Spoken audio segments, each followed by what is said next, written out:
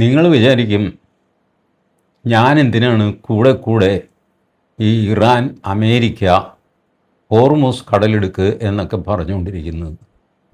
ഞാനത് പറയാൻ കാര്യമുണ്ട്. നമ്മളുടെയൊക്കെ ഭക്ഷണത്തെ ബാധിക്കുന്നൊരു പ്രശ്നമാണത്. മനസ്സിലായോ? നമ്മളുടെ എണ്ണയും ഗ്യാസും ഒക്കെ വരുന്നത് അവിടെ നിന്നാണ്. നമ്മളുടെ മേജർ ക്ലയൻസ് അവിടെയാണുള്ളത്. നമ്മളിപ്പോൾ പിടിച്ചു നിൽക്കുന്നത് 21 രാജ്യങ്ങളിൽ നിന്ന് നമ്മൾ എണ്ണയും ഗ്യാസും ഇറക്കുമതി ചെയ്തുകൊണ്ടിരുന്നു. അത് 47 രാജ്യങ്ങളിലേക്കായിട്ട് വ്യാപിപ്പിച്ചു. അപ്പോൾ അതിൻ്റെ വിലയും ട്രാൻസ്പോർട്ടേഷനും ഒക്കെ ഒരല്പം കൂടി നിൽക്കും. എന്നിട്ടും ഭാരതത്തിൽ ക്ഷാമമില്ലാതെ നമ്മുടെ പ്രധാനമന്ത്രി ഈ കാര്യം കൊണ്ടു നടക്കുന്നുണ്ട്. നാളിതുവരെ പെട്രോൾ പമ്പ് അടഞ്ഞു കിടക്കുക, ഗ്യാസ് സിലിണ്ടർ കിട്ടാതെ വീട്ടമ്മമാർ നിരത്തിലിറങ്ങുക, ഇങ്ങനെയൊക്കെ രാഹുൽ ഗാന്ധിയുടെയും പിണറായി വിജയൻ്റെയും വി.ഡി. സതീശൻ്റെയൊക്കെ സ്വപ്നങ്ങളുണ്ടല്ലോ. അങ്ങനെ നാട്ടിൽ വലിയ വിപ്ലവം ഉണ്ടാകുമെന്നും അപ്പോൾ അതിൻ്റെ തലപ്പത്ത് കയറിയിട്ട് കേന്ദ്രത്തിലെ ഭരണം പിടിച്ചെടുക്കാമെന്നും ഒക്കെയുള്ള സ്വപ്നങ്ങൾ അതൊക്കെ ഛിന്ന ഭിന്നമായി കിടക്കുകയാണ്. അങ്ങനെ ഇരിക്കുമ്പോഴാണ് വീണ്ടും അവിടെ വെടിപൊട്ടുന്നത്. ഇറാൻ ഒരു 3 കപ്പൽ ആക്രമിക്കുന്നു, അമേരിക്ക തിരിച്ചടിക്കുന്നു. ഇതൊക്കെ ഞാൻ പറഞ്ഞതാണ്. തുർക്കിയിലിരിക്കുമ്പോൾ തന്നെ ട്രംപ് തിരിച്ചടിക്കണമെന്നൊക്കെ പറഞ്ഞ് ഓർഡർ ഇട്ട് അതിപ്പോൾ വലിയ പ്രശ്നമായി. അടിയും തിരിച്ചടിയുമായിട്ട് ഇറാനാണെങ്കിൽ ഗൾഫ് നാടുകളിൽ മുഴുവൻ മിസൈലെടുത്തു. എത്രയോ നാളായിട്ട് UAE-ക്ക് ഒരു കിടക്കപ്രതി ഉണ്ടായിരുന്നു. ഇപ്പോൾ അതും നഷ്ടപ്പെട്ടു. UAE ആക്രമിച്ചു. ജോർദാനിൽ എത്രയോ ദൂരെ കിടക്കുന്ന ജോർദാൻ, ഇരിക്കട്ടെ ഒരു മിസൈൽ നിൻ്റെ തലയ്ക്ക് എന്ന് പറഞ്ഞിട്ട് ഇറാൻ അവിടെ കൊണ്ടുപോയി മിസൈലിട്ടു. ഇതിനിടയ്ക്ക് ഏടാകൂടം പിടിച്ചൊരു സംഭവം ഉണ്ടായി. ലിൻസേ ഗ്രഹാം എന്ന് പറഞ്ഞിട്ട് ഒരു റിപ്പബ്ലിക്കൻ പാർട്ടിയുടെ ഒരു സെനറ്ററുണ്ട്. പുള്ളി വലിയ വിപ്ലവകാരിയാണ്. ആദ്യം ഡെമോക്രാറ്റായിരുന്നു, പിന്നെ അവിടെ നിന്ന് മാറി റിപ്പബ്ലിക്കനായി. പുള്ളിയാണ് ട്രംപിൻ്റെ പ്രധാനപ്പെട്ട ഉപദേശകൻ, ബ്രെയിൻ ആയിട്ട് അറിയപ്പെടുന്നത്. ഈ മനുഷ്യൻ 10-ാം തീയതി യുക്രൈനിൽ പോയി അവിടെ സെലൻസ്കിയുമൊക്കെ ആയിട്ട് സംസാരിച്ചു. സെലൻസ്കിയോട് പറഞ്ഞു, തനിക്കുള്ള ആയുധം സംഗതിയൊക്കെ ഞാൻ ഏർപ്പാടാക്കി തരാം, താൻ ധൈര്യമായിട്ട് നിൽക്കുന്നത്, ഞാനല്ലേ കൂടെയുള്ളതെന്നൊക്കെ പറഞ്ഞിട്ട് ഇവനെ ചാട്ടയെ കയറ്റി. അവിടെ നിന്നൊരു ഫോട്ടോയും എടുത്തു. യുക്രൈനിലെ ഒരു ഡ്രോൺ ഫാക്ടറി, അതിൻ്റെ മുമ്പിൽ നിന്ന് ഇങ്ങനെ പ്രസംഗിച്ചു, റഷ്യയെ ഞാൻ പൂട്ടും എന്നൊക്കെ പറഞ്ഞ് പ്രസംഗിച്ച് സന്തോഷമായിട്ട് തിരിച്ച് അമേരിക്കയിലേക്ക് വന്നു. ഇങ്ങേര് വിമാനം കയറി അമേരിക്കയിലേക്ക് വന്ന ആ നിമിഷം ആ ഡ്രോൺ ഫാക്ടറി റഷ്യ അങ്ങ് തകർത്ത് കളഞ്ഞു. അതിനർത്ഥം ഇദ്ദേഹത്തിൻ്റെ ലൊക്കേഷൻ റഷ്യ ട്രേസ് ചെയ്തുകൊണ്ടിരുന്നു എന്നാണ്. ഒരുപക്ഷെ ട്രേസ് ചെയ്യുന്നുണ്ടാവാം. ഇങ്ങനെ ലിൻസേ ഗ്രഹാമിനെ ട്രേസ് ചെയ്യാൻ ഒരു കാരണം കൂടെയുണ്ട്. ലിൻസേ ഗ്രഹാം കഴിഞ്ഞ കുറേ നാളുകളായിട്ട് ഇന്ത്യയ്ക്കും ചൈനയ്ക്കും പ്രധാനമായിട്ട് 500% താരിഫ് അടിക്കണം എന്നുള്ള അഭിപ്രായക്കാരനാണ്. നിങ്ങൾ കേട്ട് കാണാം. മാസങ്ങൾക്ക് മുമ്പേ പുള്ളി ഇതിൻ്റെ ക്യാമ്പയിൻ തുടങ്ങി. ട്രംപിനോട് പറഞ്ഞു, ഇവന്മാർ 2 പേര് റഷ്യയുടെ നിന്ന് എണ്ണ മേടിക്കുന്നു, ഇത് നിർത്തണമെങ്കിൽ 500% താരിഫ് അടിക്കണം, അപ്പോഴേ ഇവന്മാർ പഠിക്കുകയുള്ളൂ. ട്രംപ് പറഞ്ഞു, എടാ എന്നേക്കാൾ വലിയ ഭ്രാന്തൻ എൻ്റെ പാർട്ടിയിൽ വേണ്ട, നീ ഒന്നും മിണ്ടാതിരിക്കുന്നു. അല്ല ചേട്ടാ, അതൊക്കെ ഞാൻ എല്ലാവരും പറഞ്ഞ് സമ്മതിപ്പിക്കാമെന്നൊക്കെ പറഞ്ഞ് ഇയാൾ ഡെമോക്രാറ്റുകളുടെ ഇടയ്ക്കും റിപ്പബ്ലിക്കൻസിൻ്റെ ഇടയ്ക്കും ഈ ഐഡിയ, റഷ്യയിൽ നിന്ന് എണ്ണ വാങ്ങുന്നതാരോ അവർക്ക് 500% താരിഫ് അടിക്കുക, ഇതാണ് പുള്ളിയുടെ സ്കീം. പുള്ളി പറഞ്ഞു, ഒരു ജോയിൻ്റ് ബില്ല് നമുക്ക് കൊണ്ടുവരാം. നമ്മളിങ്ങനെ റിപ്പബ്ലിക്കനാണ് ഡെമോക്രാറ്റാണ് എന്നൊക്കെ പറഞ്ഞ് വഴക്കടിച്ച് നിന്നിട്ട് കാര്യമില്ല. നമുക്ക് റഷ്യയെ പൂട്ടണ്ടേ, ഇന്ത്യയെ പൂട്ടണ്ടേ, ചൈനയെ പൂട്ടണ്ടേ, ഇങ്ങനെയൊക്കെ പറഞ്ഞിട്ട്. അപ്പോൾ ഇന്ത്യയും ചൈനയും ഈ 500% താരിഫ് അടിച്ചു കഴിയുമ്പോൾ ഈ 2 ശക്തികൾ തളർന്നു പോകും. റഷ്യ ഈ താരിഫ് കാരണം നമ്മൾ എണ്ണ മേടിക്കാതെ അയക്കുമ്പോൾ റഷ്യയും ക്ഷീണിക്കും. ഇതൊക്കെയാണ് പുള്ളിയുടെ ഡിസൈൻ. അപ്പോൾ പുള്ളി അത് ഏകദേശം സക്സസ്ഫുള്ളായി എന്നൊക്കെ പറഞ്ഞ് ഡീക്കടിച്ചൊക്കെ ഇരിക്കുമ്പോഴാണ് ഉക്രൈനിൽ പോയി. ഉക്രൈനിൽ നിന്ന് തിരിച്ച് അമേരിക്കയിലെത്തി. അന്ന് വൈകുന്നേരം 10-ാം തീയതി ആയിരുന്നു ഇദ്ദേഹം ഉക്രൈനിൽ. 11-ാം തീയതി വൈകുന്നേരം 7 മണിക്ക് ആൾ കാലിയായി. ലിൻസേ ഗ്രഹാം എന്ന സെനറ്റർ, 71 വയസ്സാണ്. ആൾ തട്ടിപ്പോയി. എന്തു ചെയ്യും? തട്ടിപ്പോയി. അപ്പോൾ ആദ്യം ഡോക്ടർമാർ കൊടുത്ത വിവരം എന്താണെന്ന് വെച്ച് കഴിഞ്ഞാൽ ഒരു കാർഡിയാക് അറസ്റ്റ് ഉണ്ടായി, അദ്ദേഹത്തിൻ്റെ ഒരു ആർട്ടറിയോ എന്തോ പൊട്ടിപ്പോയി. അപ്പോൾ അതിൻ്റെ ചോര അവിടെ ഇവിടെയൊക്കെ പാഞ്ഞ് കയറി. അതൊരു മെഡിക്കൽ എമർജൻസിയാണ്. അത് മാനേജ് ചെയ്യാൻ പറ്റിയില്ല. അങ്ങനെ കിളവൻ പോയി. അപ്പോൾ അങ്ങനെ സമാധാനമായിട്ടിരുന്ന് കഴിഞ്ഞപ്പോൾ അവിടുത്തെ ജേർണലിസ്റ്റുകൾ, അമേരിക്കൻ ഈ സോഷ്യൽ മീഡിയ, അതിൽ അവർ പറഞ്ഞു ഇത് ഇറാൻ്റെയോ റഷ്യയുടെയോ കൊലപാതകമാണ്, അല്ലാതെ ഇദ്ദേഹത്തിൻ്റെ മരണം സ്വാഭാവികമല്ല. അപ്പോൾ അതിന് കാരണമായിട്ട് അവർ പറഞ്ഞത് അന്യരാജ്യങ്ങളിൽ വെച്ച് വിഷം കൊടുത്ത് കൊല്ലുന്ന ഒരു പരിപാടി റഷ്യയ്ക്കുണ്ട്. ഇനി റഷ്യയ്ക്കുള്ളിൽ വെച്ചോ റഷ്യയ്ക്ക് പുറത്ത് വെച്ചോ ആണ് വിഷം കൊടുക്കുന്നതെങ്കിൽ ഇയാൾ വേറെ ഏതെങ്കിലും രാജ്യത്ത് പോയി ചാകുന്ന തരം വിഷം കൊടുക്കും. ഒരാഴ്ച കഴിഞ്ഞ് തലയ്ക്ക് പിടിക്കുന്ന വിഷമൊക്കെ റഷ്യയുടെയിലും ഉണ്ടെന്ന് പറഞ്ഞു. ഉണ്ട് താനും കേട്ടോ. അതിന് ചരിത്രത്തിൽ കുറേ സംഭവങ്ങളൊക്കെ ഉണ്ട്. റഷ്യക്കാർ വിഷം കൊടുത്ത് കൊല്ലാൻ മിടുക്കന്മാരാണ്. അവർ ഈ വാതിലിൻ്റെ പിടിയുണ്ടല്ലോ, ഡോർ നോബ്, അതിൽ വിഷം പുരട്ടി വയ്ക്കുക. അപ്പോൾ ആ വാതിൽ തുറന്ന് പിന്നെ ഒരു നേരത്തോട് നേരം കഴിയുമ്പോൾ ഇങ്ങനെ വടിയാകുന്നത് ഈ ഹാർട്ട് അറ്റാക്ക് കൊണ്ടായിരിക്കും. ആർക്കും ഈ വിഷത്തിൻ്റെ സംശയം തോന്നുന്നില്ല. അതിൻ്റെ ട്രേസ് പോലും കയ്യിലോ എങ്ങും ഉണ്ടാവില്ല. ഇങ്ങനത്തെ അത്യന്താധുനിക വിഷ നിർമ്മാതാക്കളാണ് റഷ്യക്കാർ എന്നാണ് പറയപ്പെടുന്നത്. അതിൽ സത്യമുണ്ട് താനും. 1-2 സംഭവങ്ങൾ അങ്ങനെ കണ്ടുപിടിക്കപ്പെട്ടിട്ടുമുണ്ട്. അപ്പോൾ ഇങ്ങനെ യുക്രൈനിൽ ഉള്ള റഷ്യൻ ചാരന്മാർ ഇങ്ങേരുടെ ഭക്ഷണത്തിലോ ഷൂസിലോ ടൈയിലോ ചായയിലോ കാപ്പിയിലോ എന്തെങ്കിലും പോയി കൊടുത്തിട്ടുണ്ട്. നമ്മുടെ നാട്ടിൽ ഈ കൈവിഷമൊക്കെ കൊടുക്കുമല്ലോ.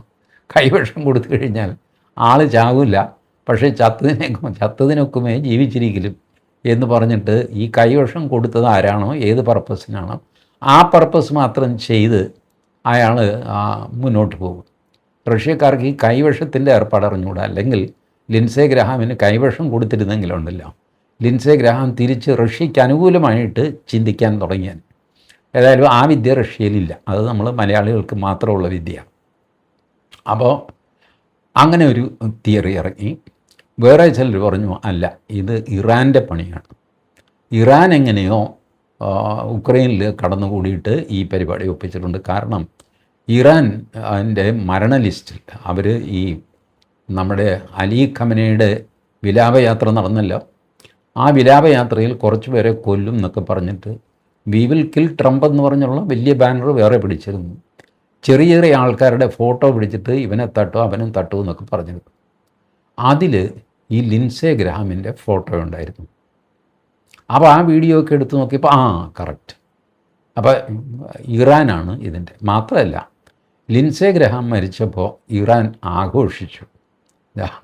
നമ്മളെന്തൊക്കെയാണെങ്കിലും നമ്മുടെ ശത്രു രാജ്യത്തിൻ്റെ തലവനൊന്നും അല്ല ലിൻസേ ഗ്രഹാം. ഒരാൾ മരിച്ചു കഴിഞ്ഞാൽ ഒരു ആഘോഷം അത്ര നല്ലതല്ല.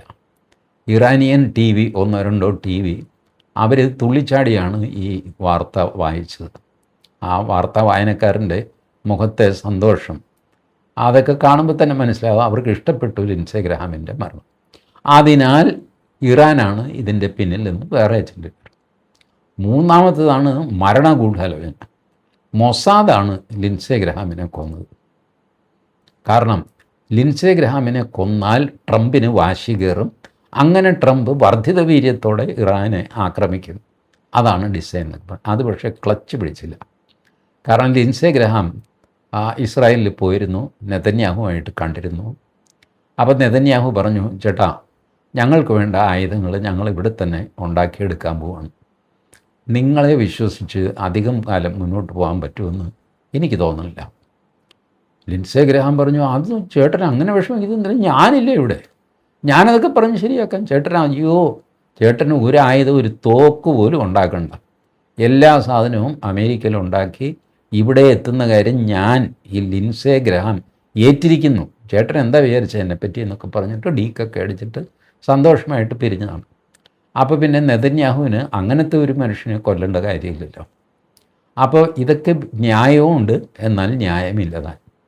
ഇതിനിടയ്ക്ക് പണ്ടാറടങ്ങാനായിട്ട് ഇറാനിലെ ഒരു പത്രം ആർട്ടിഫിഷ്യൽ ഇൻ്റലിജൻസ് വഴി 10-13 പേരുടെ ഫോട്ടോ നിർമ്മിച്ചു.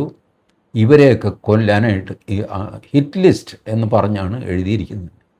ഇവനെയൊക്കെ തട്ടും എന്ന് പറഞ്ഞു. അതിലാദ്യത്തെ ഫോട്ടോ ആരുടെയാണെന്ന് പറയണ്ടല്ലോ, നെതന്യാഹുവാണ്. രണ്ടാമത്തെ ഫോട്ടോ ട്രംപാണ്. പിന്നെ പീറ്റ് ഹെക്സിറ്റ്, അമേരിക്കയുടെ പ്രതിരോധ മന്ത്രിയല്ലോ, യുദ്ധമന്ത്രി. മാർക്കോ റൂബിയോ, അമേരിക്കയുടെ വിദേശകാര്യമന്ത്രി. പിന്നെ അമേരിക്കൻ സെൻകോമിൻ്റെ തലവൻ, എന്തോ ഒരു പേരപ്പ, അങ്ങനെ കുറച്ച് പേര്.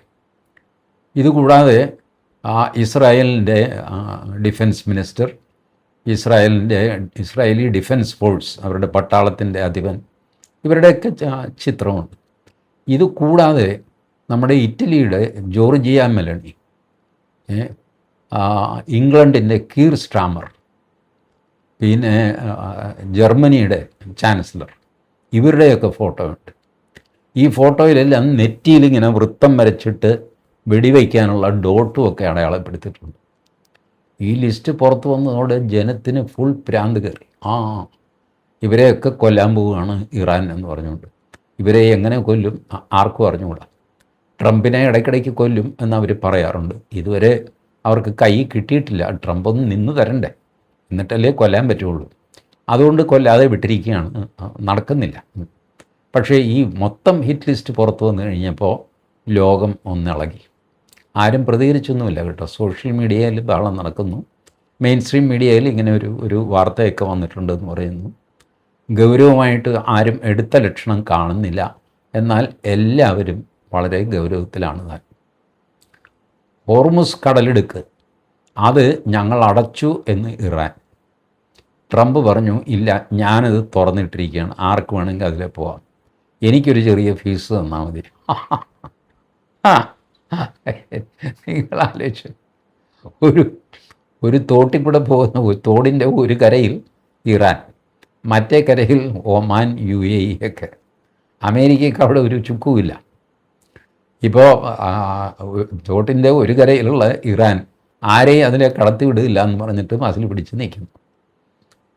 തോട്ടിൻ്റെ അവരുടെ അടുത്തുകൂടെയുള്ള കരയ്ക്കടുത്തുകൂടെ പൊക്കോളണം. നടുക്കൂടെ പോയപ്പോൾ തോടിൻ്റെ നടുക്കൂടെ പോകാമല്ലോ, പറ്റില്ല. ഞങ്ങളറിയാതെ ആരും ഇതിലെ പോകാൻ പാടില്ല. പോകുന്നവൻ ഞങ്ങളുടെ ദൃഷ്ടിക്കുള്ളിലൂടെ പൊക്കോളണം. ഇതാണ് ഇറാൻ്റെ ന്യായം. അപ്പുറത്തുള്ള തോട്ടുംകരയിൽ കൂടെ ശകലം അങ്ങോട്ട് മാറിയിട്ട് പോകാമെന്ന് വെച്ച് കഴിഞ്ഞാൽ അത്തരം കപ്പലുകളെ ഇറാൻ വെടിവെച്ചു. അങ്ങനെ ഇറാൻ ഹോർമുസ് കടലിടുക്ക് ക്ലോസ് ചെയ്തിരിക്കുന്നു. ട്രംപ് പറഞ്ഞു, ഞാൻ ഓപ്പൺ ചെയ്തിരിക്കുന്നു. ഇപ്പോൾ അതിലെ കപ്പൽ പോകണോ പോകണ്ടേന്ന് എങ്ങനെ തീരുമാനിക്കും? ഇതിലെ രാമായണത്തിൽ മാരീചനെ വിളിച്ചിട്ട് രാവണൻ പറയുന്നുണ്ട്, എടാ വേഷം മാറി മാനായിട്ട് രാമൻ്റെ അടുത്ത് പോക്കോ. മാരീചൻ നോക്കുമ്പോൾ അവിടെ പോയി കഴിഞ്ഞാൽ രാമൻ കൊല്ലും, ഉറപ്പാണ്. രാമൻ്റെ അടുത്ത് വേഷം കെട്ട് നടക്കില്ല, അങ്ങനെ കൊല്ലും. പോയില്ലെങ്കിൽ രാവണൻ കൊല്ലും. ഇങ്ങനെയാണ് നമ്മുടെ ചൊല്ലുണ്ടാകുന്നത്. ചെന്നാൽ രാമൻ കൊല്ലും, ചെന്നില്ലെങ്കിൽ രാവണൻ കൊല്ലും. മാരീചൻ അവസാനം തീരുമാനിക്കുന്നു ചെല്ലാം, കാരണം രാമൻ്റെ ബാണമേറ്റെങ്കിലും മരിക്കാമല്ലോ, ഈ മഹാഭാവിയുടെ തല്ലുകൊണ്ട് മരിക്കണ്ടല്ലോ. അങ്ങനെ മാരീചൻ പോയി, രാമൻ അമ്പ ചെയ്തു, മാരീചൻ മരിക്കുകയും ചെയ്തു. ഈ ഹോർമുസ് കടലിടുക്കിൽ അങ്ങനെയല്ല. പോയാൽ ഇറാൻ കൊല്ലും, പോയില്ലെങ്കിൽ അമേരിക്ക കൊല്ലുമൊന്നുമില്ല. ഞാൻ പോണില്ല ചേട്ടാ എന്ന് പറഞ്ഞാൽ എന്നാൽ നീ പോകണ്ട എന്ന് പറഞ്ഞാൽ അവിടെ വിടുകയുള്ളൂ. അങ്ങനത്തെ ഒരു ചെറിയ വ്യത്യാസമുണ്ട്. ഏതായാലും വളരെ ഡെലിക്കേറ്റ് സിറ്റിസൺ. ഈ സാഹചര്യം കൊണ്ട് എണ്ണവില പിന്നെയും കുതിച്ചുയർന്നു. എണ്ണവില അന്താരാഷ്ട്ര മാർക്കറ്റിൽ കുതിക്കുമ്പോൾ നമ്മൾ മേടിക്കുന്ന ഈ 47 രാജ്യങ്ങളിൽ നമ്മൾ മേടിക്കുന്നത് ഞാൻ പറഞ്ഞില്ലേ, അതിൻ്റെയൊക്കെ വില കുതിക്കുമല്ലോ. നമ്മൾ നേരത്തെ കരാർ എഴുതിയത് കൊണ്ട് കുറച്ച് നാളത്തേക്ക് പഴയ വിലയ്ക്ക് തന്നെ കിട്ടുമായിരിക്കാം. കരാർ എക്സ്പയർ ആയി കഴിയുമ്പോൾ വില കൂടും. അപ്പോൾ നമ്മൾ വീണ്ടും കുഴപ്പത്തിലാകും. അതുകൊണ്ടാണ് തുടക്കത്തിൽ ഞാൻ പറഞ്ഞത്, നമ്മളുടെ ഭക്ഷണത്തിൻ്റെ കാര്യം കൊണ്ടാണ് ഞാൻ കൂടെ ഈ പ്രശ്നം നിങ്ങളെ അറിയിച്ചുകൊണ്ടേയിരിക്കുന്നത്. ഇപ്പോൾ ഹോർമുസ് കടലിടുക്ക് തുറന്നു കിടക്കുകയാണോ അടഞ്ഞു കിടക്കുകയാണോ എന്ന് ചോദിച്ചാൽ ആർക്കും അറിയാൻ പറ്റില്ല. ഇത് കടയുടെ ഷട്ടർ പോലെ അല്ലല്ലോ, കടലല്ലേ. ഒരു കടയുടെ ഷട്ടറാണെങ്കിൽ നമുക്ക് നോക്കാം, ചേട്ടാ അത് അടഞ്ഞു കിടക്കുകയാണെന്ന് പറയാം. അത് പറയാൻ പറ്റില്ലല്ലോ. ട്രംപ് പറഞ്ഞ് ഞാൻ തുറന്നിട്ടിരിക്കുക, നീ ധൈര്യമായിട്ട് പൊക്കോടാ. ശകലം ചില്ലറ എനിക്ക് തന്നാൽ മതി എന്ന്. അവിടെ നിന്ന് പുള്ളി ഇതൊക്കെയാണെങ്കിൽ അതിൻ്റെ നടുക്ക് കാശുണ്ടാക്കാൻ നോക്കുകയാണ്. എന്ത് ചെയ്യുന്നു? എന്നാൽ ഇറാൻ ഈ കാശുണ്ടാക്കാൻ നോക്കുമ്പോൾ മൂപ്പര് സമ്മതിച്ചില്ല. ഇവിടെ ടോൾ പിരിക്കുന്നു, ആരുടെ നീ എന്നൊക്കെ ചോദിച്ചിട്ട് അതിനും ചൂടായി. അപ്പോൾ അങ്ങേർക്ക് കാശ് വേണം, വേറെ ആരും കാശുണ്ടാക്കരുത്, ഈ രീതിയിൽ പോകുന്നു.